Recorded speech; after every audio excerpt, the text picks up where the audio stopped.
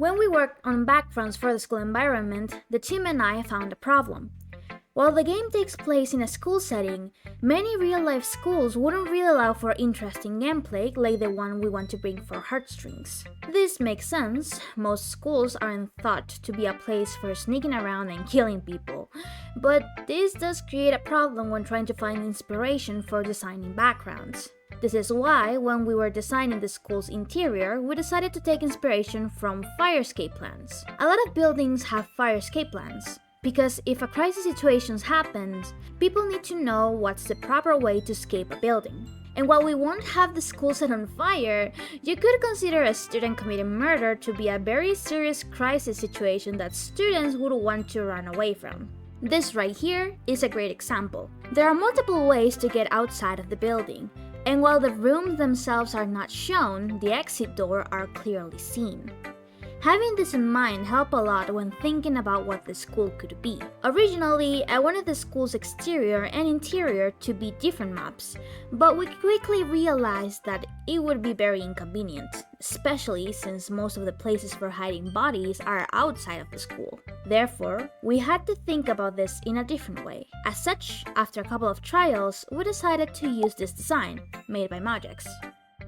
It is not a typical school setting, instead focusing on students being able to freely walk. It has a large amount of hallways, different rooms that have not been designed yet, and a great amount of opportunities to make the protagonist, Fumeko Nomura, hide, run away, and chase witnesses. It has 2 exits, being the main hall and parking lot. Ideally, you don't get caught, but if you do, you'll have to check both places to avoid them running away.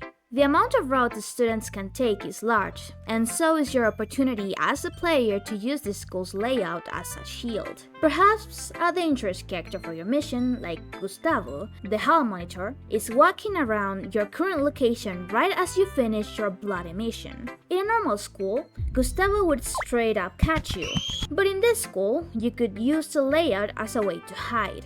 Now, this isn't something new. In fact, this is the bare minimum for games where you have to sneak around. But we didn't just want to give the player a bunch of walls or weirdly placed items to have the opportunity to hide. Background design, just like character illustrations, are pieces of art, and we wanted to make the player feel like their gameplay space made sense, in both a visual and narrative sense. In the narrative sense, because Fumeko as a protagonist is an unreliable narrator who describes crimes as nothing more than child's play. Her killings are cutesy and funny, and her background is bright, if not somewhat superficial. With a character like this, the environment being a bit more crazy and less realistic makes sense in the narration of the story. Visually, we wanted to fit nicely with the character and her personality, so a low-poly, colorful, cel-shaded environment works perfectly, on top of being a bit chaotic just like she is. Not everything in a game needs to make logical sense in the real world, but it needs to make sense inside of the game world to not ruin player immersion. So, the team and I have worked day and night to bring this school to life. Currently, we mostly have concept art pieces, and while we still haven't finished working on all of them, I wanted to show a couple.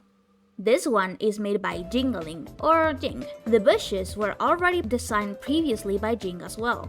They're called snapdragon flowers, and here are some of the notes Jing left while doing research on the meaning of these plants. Every single thing we add to the game is something that has a purpose, and this also includes symbolism and utility. These bushes will be used as hiding places for Fumeko during gameplay, and their symbolism also matches their utility. On top of that, they also provide for some environmental context for the game, since most of the plants you'll see in the game grow in colder climates. This game is based on my home country, Chile, which is a country in South America known to be kind of cold, especially if you live near bodies of water. The game itself takes place in a group of isles inspired by Japan, the United States, and Chile. And while you could just read a huge wiki page to learn more about the geography of the place, details like the type of plants that grow can give a more unique visual identity to the game, and also provide some context. Not every tree or plant has already been decided yet. We do want to include both sweeping willows and cherry blossom trees,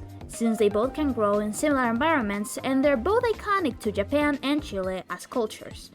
but this will come at a later stage of making background concept art. While I don't want to spoil too much, this garden will also have a very important role to play in the game, and this is the location it's going to have in the map shown before. Another great concept art is this one made by GoodNight or Ki.fli.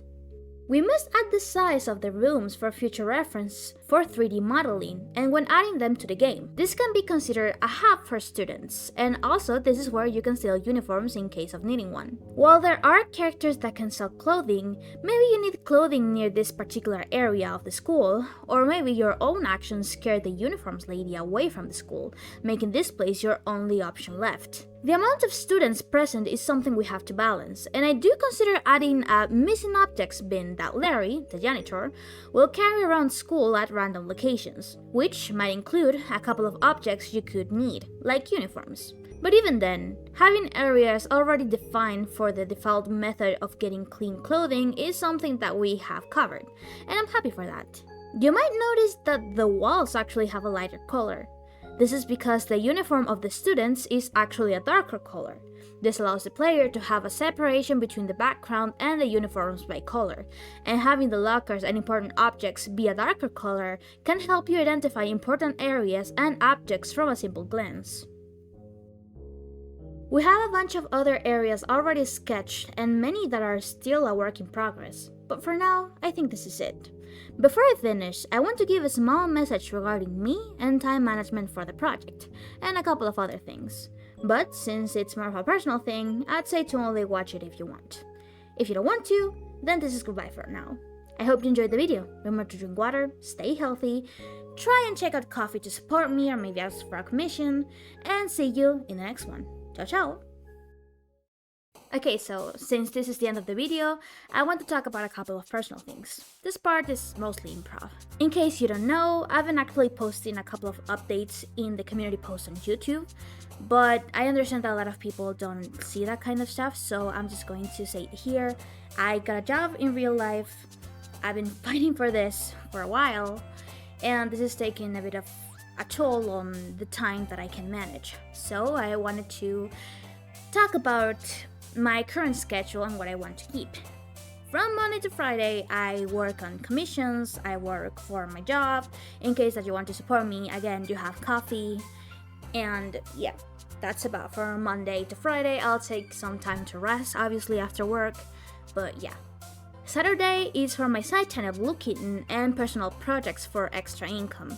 One particular project is very promising, so maybe you won't even see Blue Kitten videos, but you know, if this side thing works, then it'll be a massive help for, well, me and my life. Sundays in particular are for game development and Sophie Stardrop as a YouTube channel, so you can expect to have a couple of updates or maybe some live streams regarding working on the game, or in this case, a video. I will be working on stuff like this and I will be focusing mostly on the game.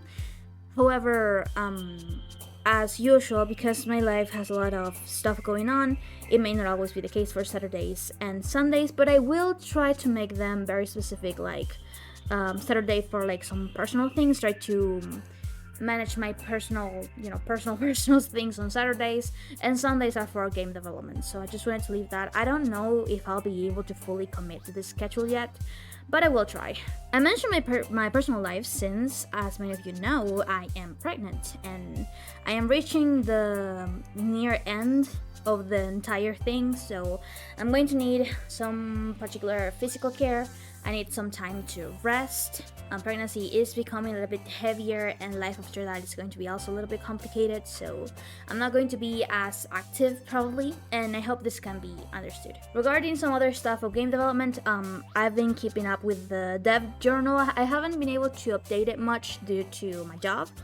However, I will update you with some stuff that I talked about in the dev diary. For example, the Moho situation. The animation system did not work, but that was because I confused the simple version of Moho, which is like $70, for the $400 version, which is the version that I actually need, and $400 is way too much. I'm trying to do something funky with like Blender, trying to blend like 2D and 3D. I don't like the idea of having 3D models of the characters, mostly because I feel like it wouldn't really fit the aesthetic. And overall, I just don't really like the idea. I always envisioned this game being a 2D game, 2.5, which is like what we're going for right now, but still. Blender has had a couple of problems. I'm still trying to solve them. I'm still trying to see what else I could do. I'm also considering just working with the Godot animation system, which is a little bit painful, but I can learn, and other people have done it, so there's probably a couple of tutorials that will work. I'm a little bit tired of the animation system, I will admit, so I'm going to delete that and focus on other stuff that I have to focus. For example, the dialogue system, I have not yet updated the writer that is helping me with all of this with some reviews on Hiroshi's dialogue. Hisoka's already finished. A lot of the audio files have already been sent. I need to review a lot of them, so there's a lot to do. I'm going to take some time during Sundays to just dedicate myself to dialogue sometimes.